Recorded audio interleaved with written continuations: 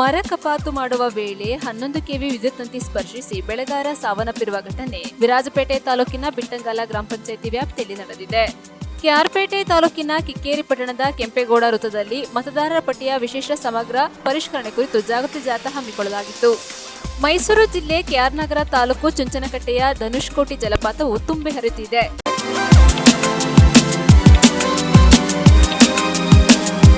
ಕೊಡಗು ಜಿಲ್ಲೆ ವಿರಾಜಪೇಟೆ ತಾಲೂಕಿನ ಬಿಟ್ಟಂಗಾಲ ಗ್ರಾಮ ಪಂಚಾಯಿತಿ ವ್ಯಾಪ್ತಿಯಲ್ಲಿ ಮರ ಕಪಾತು ಮಾಡುವ ವೇಳೆ 11 ಕೆವಿ ವಿದ್ಯುತ್ ತಂತಿ ಸ್ಪರ್ಶಿಸಿ ಬೆಳೆಗಾರ ಸಾವನ್ನಪ್ಪಿರುವ ಘಟನೆ ನಡೆದಿದೆ.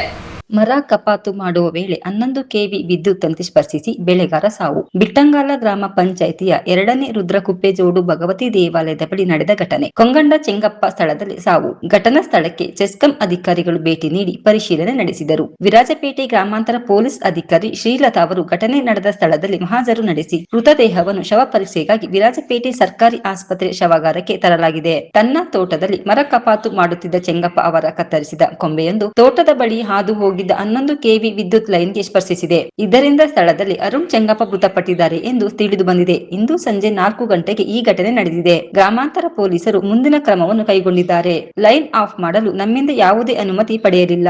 ಒಂದು ವೇಳೆ ಅನುಮತಿ ಪಡೆದಿದ್ದರೆ ನಾವು ಲೈನ್ ಆಫ್ ಮಾಡಿಸುತ್ತಿದ್ದೆವು ಎಂದು ಚೆಸ್ಕಾಂ ಅಧಿಕಾರಿ ಸೋಮೇಶ್ ಅವರು ಮಾಹಿತಿ ನೀಡಿದ್ದಾರೆ. ಘಟನೆ ನಡೆಯಬಾರದಿತ್ತು, ನಡೆದು ಹೋಗಿದೆ. ಇದು ದುರಂತ ಸರಿ ಎಂದು ತಿಳಿಸಿದರು. ನ್ಯೂಸ್ ಸಂಗಮಕ್ಕಾಗಿ ರವಿಕುಮಾರ್, ವಿರಾಜಪೇಟೆ. ಕೆಆರ್ಪೇಟೆ ತಾಲೂಕಿನ ಕಿಕ್ಕೇರಿ ಪಟ್ಟಣದ ಕೆಂಪೇಗೌಡ ವೃತ್ತದಲ್ಲಿ ಮತದಾರರ ಪಟ್ಟಿಯ ವಿಶೇಷ ಸಮಗ್ರ ಪರಿಷ್ಕರಣೆ ಕುರಿತು ಜಾಗೃತಿ ಜಾಥಾ ಹಮ್ಮಿಕೊಳ್ಳಲಾಗಿತ್ತು. ಕೆಆರ್ಪೇಟೆ ತಾಲೂಕಿನ ಕಿಕ್ಕೇರಿ ಪಟ್ಟಣದ ಕೆಂಪೇಗೌಡ ವೃತ್ತದಲ್ಲಿ ಭಾರತ ಚುನಾವಣಾ ಆಯೋಗ, ಕರ್ನಾಟಕ ಸರ್ಕಾರ ಚುನಾವಣಾ ಆಯೋಗ, ಪದವಿ ಪೂರ್ವ ಕಾಲೇಜು, ರಾಷ್ಟ್ರೀಯ ಸೇವಾ ಘಟಕ ವತಿಯಿಂದ ಎಸ್ಐಆರ್ ಅರಿವು ಕಾರ್ಯಕ್ರಮವನ್ನು ಏರ್ಪಡಿಸಲಾಗಿತ್ತು. ಗ್ರಾಮದ ಪ್ರಮುಖ ಬೀದಿಗಳಲ್ಲಿ ಪದವಿ ಪೂರ್ವ ಕಾಲೇಜಿನ ವಿದ್ಯಾರ್ಥಿಗಳು ಮತ್ತು ಶಿಕ್ಷಕರು, ಕಂದಾಯ ಇಲಾಖೆ ಅಧಿಕಾರಿಗಳು, ರಾಷ್ಟ್ರೀಯ ಸೇವಾ ಘಟಕದ ವಿದ್ಯಾರ್ಥಿಗಳು ಜಾಥಾ ಮೂಲಕ ಸಾರ್ವಜನಿಕರಲ್ಲಿ ಅರಿವು ಮೂಡಿಸಿದರು. ಕ್ಷೇತ್ರ ಸಂಯೋಜಕರಾದ ರವೀಂದ್ರ ಮಾತನಾಡಿ, ಪ್ರತಿಯೊಬ್ಬ ವ್ಯಕ್ತಿಯ ಹೆಸರು ಮತದಾರರ ಪಟ್ಟಿಯಲ್ಲಿರುವುದನ್ನು ಖಚಿತಪಡಿಸಿಕೊಳ್ಳುವುದು ಈ ಕಾರ್ಯಕ್ರಮದ ಮುಖ್ಯ ಉದ್ದೇಶವಾಗಿದೆ ಎಂದರು. ತಮ್ಮ ಹೆಸರುಗಳನ್ನು ಪಟ್ಟಿಯಲ್ಲಿ ಸೇರಿಸಿಕೊಳ್ಳಲು ಹಾಗೂ ಅಗತ್ಯವಿದ್ದಲ್ಲಿ ತಿದ್ದುಪಡಿ ಮಾಡಿಕೊಳ್ಳುವಂತೆ ತಿಳಿಸಿದರು. ಈ ಸಂದರ್ಭದಲ್ಲಿ ಕಿಕ್ಕೇರಿ ಪೊಲೀಸ್ ಠಾಣೆಯ ಸಹಾಯಕ ಸಬ್ ಇನ್ಸ್ಪೆಕ್ಟರ್ ಶಿವಲಿಂಗಯ್ಯ, ಕಿಕ್ಕೇರಿ ಸರ್ಕಾರಿ ಪದವಿ ಪೂರ್ವ ಕಾಲೇಜಿನ ಉಪನ್ಯಾಸಕರಾದ ಕುಮಾರಸ್ವಾಮಿ, ಪ್ರೌಢಶಾಲೆಯ ಉಪ ಪ್ರಾಂಶುಪಾಲರಾದ ಬಸವರಾಜ್, ಗ್ರಾಮ ಲೆಕ್ಕಾಧಿಕಾರಿ ಸುನಿಲ್, ಎನ್ಎಸ್ಎಸ್ ಸ್ವಯಂ ಸೇವಕರು, ಬಿಎಲ್ಒಗಳು, ವಿದ್ಯಾರ್ಥಿಗಳು ಸೇರಿದಂತೆ ಮತ್ತಿತರರು ಇದ್ದರು. ಕಾರ್ಯಕ್ರಮ ಹಮ್ಮಿಕೊಂಡಿದ್ದು ಎಲ್ಲ ಮತದಾರ ಪ್ರಭುಗಳು ಈಗೇನು ಸರ್ಕಾರದಿಂದ ನಡೀತಾ ಇದೆ ಎಸ್ಐಆರ್ಗೆ ನೀವೆಲ್ಲ ನೋಂದಾಯಿಸಿಕೊಳ್ತಕ್ಕಂಥದ್ದು ಎಲ್ಲರ ಆದ್ಯ ಕರ್ತವ್ಯವಾಗಿದೆ. ಅದರ ಘೋಷಣೆಗಳು ಈಗ ನಮ್ಮ ವಿದ್ಯಾರ್ಥಿ ಮೂಲಕ ಎಲ್ಲರಿಗೂ ತಲುಪುವಂತೆ ಘೋಷಣೆಗಳು ಕೂಗಬೇಕಾಗಿದೆ. ಮತದಾನ ಮತದಾನ ಮತದಾರರೇ ಮತದಾರರೇ ಮತದಾರರೇ ಮತದಾರನ ಹಕ್ಕು ಮತದಾರನ ಹಕ್ಕು ನೋಂದಾಯಿಸಿ ನೋಂದಾಯಿಸಿ ನೋಂದಾಯಿಸಿ ನೋಂದಾಯಿಸಿ ಮತದಾರರೇ ಮತದಾರರೇ ನಿಮ್ಮ ನಿಖರ ಮಾಹಿತಿ ಬಿಎಲ್ಒಗೆ ಸಲ್ಲಿಸಿ. ನಿಮ್ಮ ನಿಖರ ಮಾಹಿತಿ ಕರ್ನಾಟಕದಲ್ಲಿ ಎಸ್ಐಆರ್ ಅಂತಕ್ಕಂಥದ್ದು ನಡೀತಾ ಇದೆ. ಇದರಲ್ಲಿ ಸರ್ಕಾರ ಆಗಿರ್ಬೋದು, ಮತದಾರ ಆಗಿರ್ಬೋದು, ಎಲ್ಲರೂ ಕೂಡ ತಮ್ಮ ಹಕ್ಕನ್ನ ಚಲಾಯಿಸಬೇಕಾದಂತ ಕರ್ತವ್ಯ ಇರತಕ್ಕಂಥದ್ದು. ಮಕ್ಕಳೇ ಮತ್ತು ಈ ಕಿಕ್ಕೇರಿಯ ಎಲ್ಲ ಮತ ಬಾಂಧವರೇ, ತಮ್ಮಲ್ಲಿ ಒಂದು ಕೇಳ್ಕೊಳ್ಳೋದೇನಂದ್ರೆ, ನಾನೊಬ್ಬ ತರಬೇತಿದಾರನಾಗಿ ಹೇಳ್ತಾ ಇರೋದೇನಂದ್ರೆ, ಎಸ್ಐಆರ್ ಅಂತಕ್ಕಂಥದ್ದು ಯಾವುದೋ ಒಂದು ಗುಮ್ಮ ಅಲ್ಲ. ಯಾರು ಭಯ ಪಡೋ ಅಗತ್ಯ ಇಲ್ಲ, ಯಾರು ಹೆದರ್ಕೊಳ್ಳೋ ಅಗತ್ಯ ಇಲ್ಲ.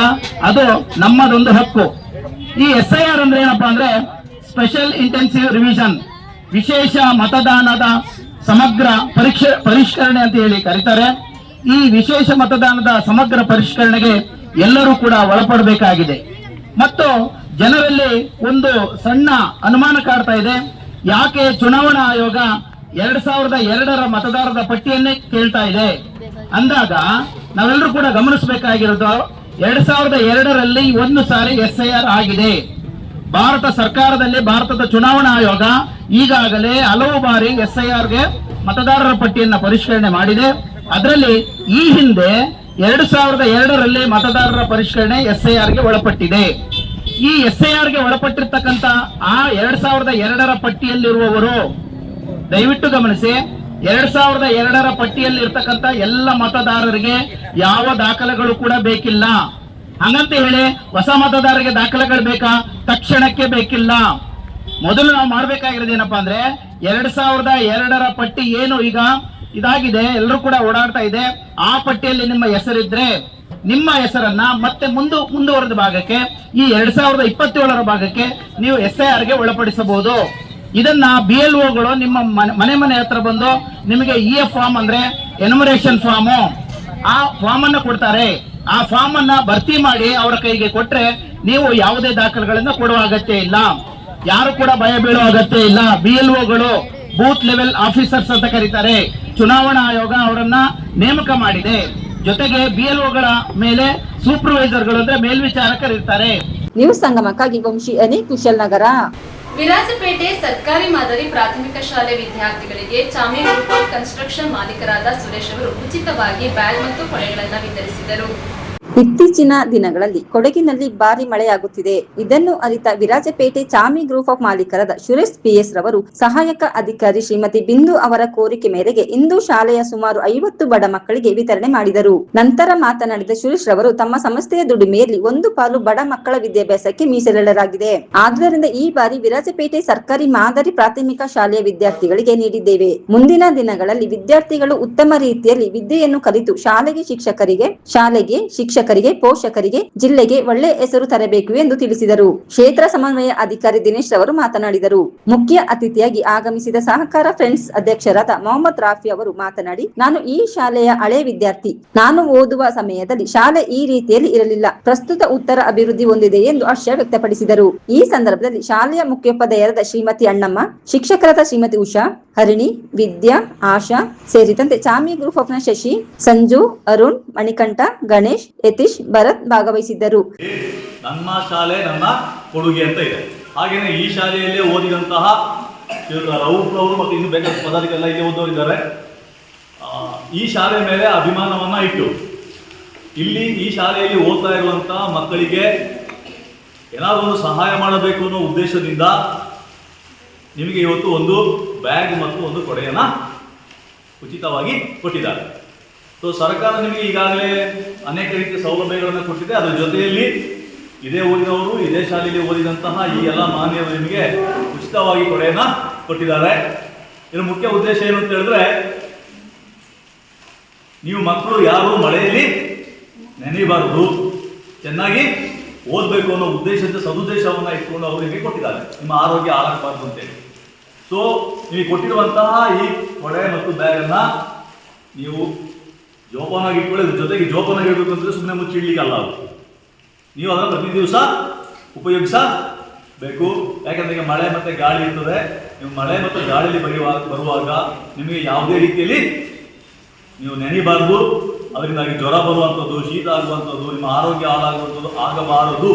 ನೀವು ಆರೋಗ್ಯವಂತರಾಗಿರ್ಬೇಕು ಅನ್ನೋ ಉದ್ದೇಶದಿಂದ ಈ ಒಂದು ಕೊಡುಗೆಯನ್ನು ನಿಮಗೆ ಕೊಟ್ಟಿದ್ದಾರೆ. ಅದ್ರ ಜೊತೆಗೆ ನೀವು ಅವರು ಮಾತಾಡೋದು ಹೇಳಿದ್ರು, ನೀವು ಚೆನ್ನಾಗಿ ಓದಬೇಕು ಅಂತೇಳಿ. ನೀವು ಚೆನ್ನಾಗಿ ಓದಿ ಮುಂದೆ ನೀವು ಸಹ ಇದೇ ರೀತಿಯಲ್ಲಿ ಮುಂದೆ ಓದಲಿಕ್ಕೆ ಬರುವಂತಹ ವಿದ್ಯಾರ್ಥಿಗಳಿಗೆ ನೀವು ಇದೇ ರೀತಿಯ ಸಹಾಯ ಮಾಡುವಂತಹ ಒಂದು ಅವಕಾಶ ನಿಮಗೂ ಬರಲಿ. ಹಾಗೇನೆ ಈ ಒಂದು ಕಾರ್ಯಕ್ರಮವನ್ನು ಯಶಸ್ವಿಯಾಗಿ ನಡೆಸಿ ಮಕ್ಕಳಿಗೆ ಉಚಿತವಾಗಿ ನೀಡಿದಂತಹ ಚಾಮಿ ಕನ್ಸ್ಟ್ರಕ್ಷನ್ ಮುಖ್ಯಸ್ಥ ಸುರೇಶ್ ಅವರಿಗೂ, ತಾರಾ ಟ್ರಸ್ಟ್ನ ಮುಖ್ಯಸ್ಥರಾದ ರೌಫ್ ಅವರು ಹಾಗೂ ಎಲ್ಲ ಪದಾಧಿಕಾರಿಗಳನ್ನ ಈ ಸಂದರ್ಭದಲ್ಲಿ ನಮ್ಮ ಇಲಾಖೆ ಪರವಾಗಿ ಮುಂದುವರೆದ ಧನ್ಯವಾದಗಳನ್ನ ಅರ್ಪಿಸ್ತಾರೆ. ಕ್ಲಾಸ್ ಅಂತ ನನ್ನ ಸ್ನೇಹಿತರೆಲ್ಲ ಇಲ್ಲೇ ಇದ್ದಾರೆ. ಎಷ್ಟು ನೀಟಾಗಿ ಇಟ್ಟಿದ್ದೀರ ಅಂತ ಹೇಳಿದ್ರೆ ತುಂಬ ಸಂತೋಷದ ವಿಷಯ. ಯಾಕಂದರೆ ನಮ್ಗೆ ಬಂದಾಗ ನಾವು ಓದುವುದು ಅಷ್ಟು ಚೆನ್ನಾಗಿತ್ತು. ಸೊ ಇವಾಗ ಅಷ್ಟು ಚೆನ್ನಾಗಿ ಇಟ್ಟಿದ್ದೀರ ಅಂದರೆ ನಿಮಗೆಲ್ಲ ಅಭಿನಂದನೆ ಸಲ್ಲಿಸ್ತೀವಿ. ಅದೇ ರೀತಿ ಚಾಮಿ ಸುರೇಶ್ ಅವರು ನಾನು ಸ್ನೇಹಿತರು ನಾನು ಪರಿಸ್ಥಿತಿ ಬೆಟ್ಟವರು. ಆದರೆ ನನ್ನ ಸಹಾರ ಗ್ರೂಪಿನಲ್ಲಿ ಇದೇ ವಿಚಾರ, ಬಡ ಹೆಣ್ಣು ಮಕ್ಕಳ ಮದುವೆ ವಿಚಾರ, ಇಲ್ಲದಿದ್ದರೆ ರೋಗಿಗಳ ವಿಚಾರ ಇದ್ದರೆ ಅದನ್ನು ಹೇಳೋಷ್ಟೇ ತಕ್ಷಣವೇ ನನ್ನ ಜೊತೆ ಸ್ಪಂದಿಸುವಂಥ ಮಹಾನ್ ವ್ಯಕ್ತಿ ಅಂತಲೇ ಹೇಳ್ಬೋದು.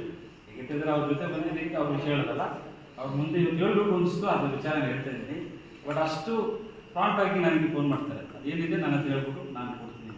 ಎಲ್ಲ ರೀತಿಯಲ್ಲಿ ಸಹಕರಿಸುವಂಥ ಮಹಾನ್ ವ್ಯಕ್ತಿ ಅಂತ ಹೇಳ್ಬೋದು. ಅವ್ರಿಗೆ ಎಷ್ಟು ನಾವು ಎಷ್ಟು ಅಭಿನಂದನೆ ಸಲ್ಲಿಸಲು ಸಾಧ್ಯ ಇಲ್ಲ. ಅದಕ್ಕೆ ಒಂದೆರಡು ಮಾತು ನಾವು ಅವಕಾಶ ಮಾಡಿ ಅದು ನಮ್ಮ ತಂದೆ ತಾಯಿ ಮಾಡಿರ್ತಕ್ಕಂಥ ಪುಣ್ಯವೋ ಏನೋ ಗೊತ್ತಿಲ್ಲ. ಎಲ್ಲಿ ಒಂದು ಸಹಾಯ ಹಸ್ತ ನಮ್ಮ ಮುಂದೆ ನಮಗೆ ಅರಿವಿಲ್ಲದಂತೆ ಚಾಚುವಂಥದ್ದು ಹಲವಾರು ಬಾರಿ ಅನುಭವಕ್ಕೆ ಬಂದಿರೋದು. ಈಗ ಇಲ್ಲಿ ನಡೆದಿರ್ತಕ್ಕಂಥ ಮಕ್ಕಳು ನಿಮ್ಮ ಬಗ್ಗೆ ಮಾಹಿತಿಯನ್ನು ನಾನು ಮುಖ್ಯ ಶಿಕ್ಷಕರ ಕೈಯಿಂದ ತಗೊಂಡೆ. ಯಾರಿಗೆ ಅವಶ್ಯಕತೆ ಇದೆ ಅವರ ಪಟ್ಟಿ ಕೊಡಿ ಅಂತೇಳಿ ಮುಖ್ಯ ಶಿಕ್ಷಕರು 5 ಮಕ್ಕಳ ಪಟ್ಟಿಯನ್ನು ಕೊಟ್ಟಿದ್ದಾರೆ. ಆ ಮಕ್ಕಳಿಗೆ ಮಳೆಗಾಲ ನಿಮಗೆಲ್ಲರಿಗೂ ಗೊತ್ತಿದೆ, ನಮಗೆ ಮುಖ್ಯವಾಗಿ ಬೇಕಾಗಿರ್ತಕ್ಕಂಥದ್ದು ಛತ್ರಿ ಮತ್ತು ಬ್ಯಾಗ್. ಅದನ್ನು ಕೊಡುವ ಯೋಚನೆಯನ್ನು ಈ ತಂಡದವರು ಮಾಡಿದರು.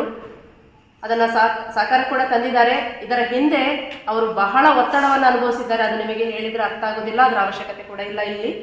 ಆದರೆ ಕೊಡುವ ಮನಸ್ಸು, ಕೊಟ್ಟಿದ್ದು ತನಗೆ ಬಚ್ಚಿಟ್ಟಿದ್ದು ಪರರಿಗೆ ಅಂತ ಒಂದು ಮಾತಿದೆ. ಕೊಡುವ ಮನಸ್ಸು ಇದೆಯಲ್ಲ, ಅದು ಬಹಳ ದೊಡ್ಡದು. ಯಾರು ಕೈ ನೀಡಿ ಕೊಡ್ತಾರೋ ಅವರಿಗೆ ಫಲ ಬೇರೊಂದು ಕಡೆಯಿಂದ ಬರ್ತಾ ಇರ್ತದೆ. ಈ ಒಂದು ಕಾರ್ಯಕ್ರಮಕ್ಕೆ ಹಸ್ತ ಜೋಡಿಸಿದಂಥವರು ಇಲ್ಲಿ ಕುಳಿತಿರ್ತಕ್ಕಂಥ ಉಳಿದ ಸನ್ಮಿತ್ರರು, ಅವರಿಗೆ ನಾನು ಎಲ್ಲರ ಪರವಾಗಿ ಹೃತ್ಪೂರ್ವಕ ಸ್ವಾಗತವನ್ನು ಕೋರ್ತಾ ನ್ಯೂಸ್ ಸಂಗಮಕ್ಕಾಗಿ ರವಿಕುಮಾರ್, ವಿರಾಜಪೇಟೆ. ಬೆಳಗಾವಿ ಜಿಲ್ಲೆಯ ಅಥಣಿ ತಾಲೂಕಿನ ಶಿವಯೋಗಿ ನಗರದಲ್ಲಿ ವಿದ್ಯುತ್ ಕಂಬದ ಮೇನ್ ಲೈನ್ ವೈರ್ ಕಟ್ ಆಗಿದ್ದರೂ ಹೆಸ್ಕಾಂ ಅಧಿಕಾರಿಗಳು ಮಾತ್ರ ಕಣ್ಮುಚ್ಚಿ ಕುಳಿತಿದ್ದಾರೆ ಎಂದು ಸಾರ್ವಜನಿಕರು ಆಕ್ರೋಶ ವ್ಯಕ್ತಪಡಿಸಿದ್ದಾರೆ. ಬೆಳಗಾವಿ ಜಿಲ್ಲೆಯ ಅಥಣಿ ತಾಲೂಕಿನ ಶಿವಯೋಗಿ ನಗರದ ತಹಶೀಲ್ದಾರ್ ಕಚೇರಿಯ ಹಿಂಭಾಗದಲ್ಲಿ ಭಾರಿ ಅಪಾಯವೊಂದು ಹೊಂಚು ಹಾಕಿ ಕುಳಿತಿದೆ. ಇಲ್ಲಿನ ವಿದ್ಯುತ್ ಕಂಬದ ಮೇನ್ ಲೈನ್ ವೈರ್ ಕಟ್ ಆಗಿ ಬಿದ್ದಿದ್ದರೂ ಕೂಡ ಹೆಸ್ಕಾಂ ಅಧಿಕಾರಿಗಳು ಮಾತ್ರ ಕಣ್ಮುಚ್ಚಿ ಕುರುಡರಂತೆ ವರ್ತಿಸುತ್ತಿದ್ದಾರೆ ಎಂದು ಸಾರ್ವಜನಿಕರು ಆಕ್ರೋಶ ಹೊರಹಾಕಿದ್ದಾರೆ. ತಹಶೀಲ್ದಾರ್ ಕಚೇರಿ ಹಿಂಭಾಗದಲ್ಲೇ ಈ ರೀತಿ ವೈರ್ ಕಟ್ ಆಗಿ ಬಿದ್ದಿರುವುದು ಸಾರ್ವಜನಿಕರ ನಿದ್ದೆಗೆಡಿಸಿದೆ. ಒಂದು ವೇಳೆ ಸಾರ್ವಜನಿಕರಿಗಾಗಲಿ ಮೂಕ ಪ್ರಾಣಿಗಳಿಗಾಗಲಿ ಏನಾದರೂ ಹೆಚ್ಚು ಕಮ್ಮಿಯಾಗಿ ಜೀವಕ್ಕೆ ಆಪತ್ತು ಬಂದರೆ ಅದಕ್ಕೆ ಯಾರು ಹೊಣೆ ಎಂದು ಸ್ಥಳೀಯರು ನೇರವಾಗಿ ಪ್ರಶ್ನಿಸುತ್ತಿದ್ದಾರೆ. ಶಿವಯೋಗಿ ನಗರದ ಗ್ರಾಮಸ್ಥರು ನೀಡಿರುವ ಮಾಹಿತಿ ಪ್ರಕಾರ ಈ ಭಾಗದಲ್ಲಿ ಮೇನ್ ಲೈನ್ ವೈರ್ ಕಟ್ ಆಗಿರುವುದು ಇದೇ ಮೊದಲೇನಲ್ಲ.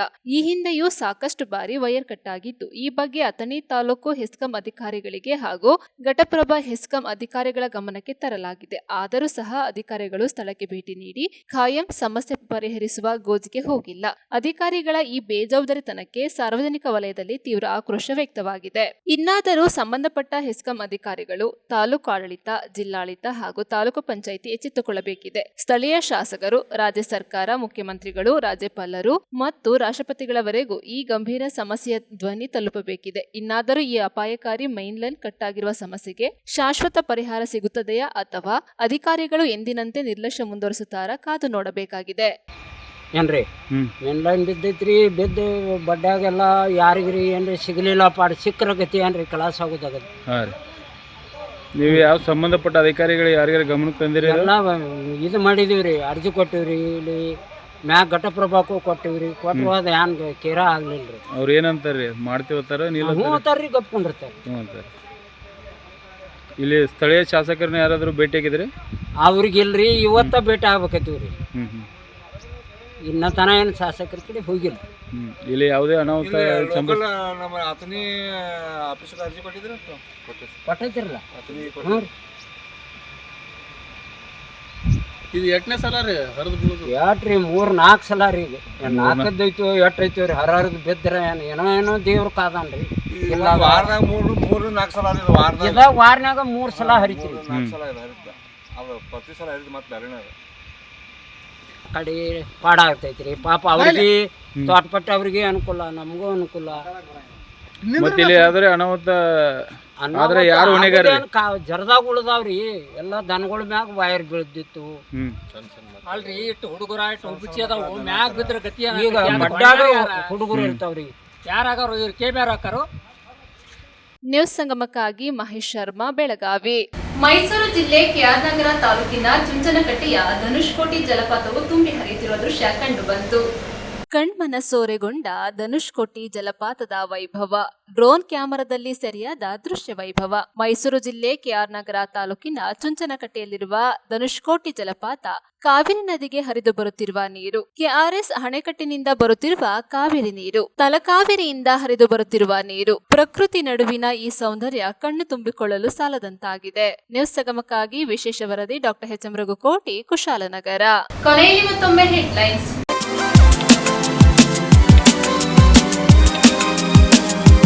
ಮರ ಕಪಾತು ಮಾಡುವ ವೇಳೆ 11 ಕೆವಿ ವಿದ್ಯುತ್ ತಂತಿ ಸ್ಪರ್ಶಿಸಿ ಬೆಳೆಗಾರ ಸಾವನ್ನಪ್ಪಿರುವ ಘಟನೆ ವಿರಾಜಪೇಟೆ ತಾಲೂಕಿನ ಬಿಟ್ಟಂಗಾಲ ಗ್ರಾಮ ಪಂಚಾಯಿತಿ ವ್ಯಾಪ್ತಿಯಲ್ಲಿ ನಡೆದಿದೆ. ಕೆಆರ್ಪೇಟೆ ತಾಲೂಕಿನ ಕಿಕ್ಕೇರಿ ಪಟ್ಟಣದ ಕೆಂಪೇಗೌಡ ವೃತ್ತದಲ್ಲಿ ಮತದಾರರ ಪಟ್ಟಿಯ ವಿಶೇಷ ಸಮಗ್ರ ಪರಿಷ್ಕರಣೆ ಕುರಿತು ಜಾಗೃತಿ ಜಾಥಾ ಹಮ್ಮಿಕೊಳ್ಳಲಾಗಿತ್ತು. ಮೈಸೂರು ಜಿಲ್ಲೆ ಕೆಆರ್ ನಗರ ತಾಲೂಕು ಚುಂಚನಕಟ್ಟೆಯ ಧನುಷ್ಕೋಟಿ ಜಲಪಾತವು ತುಂಬಿ ಹರಿಯುತ್ತಿದೆ.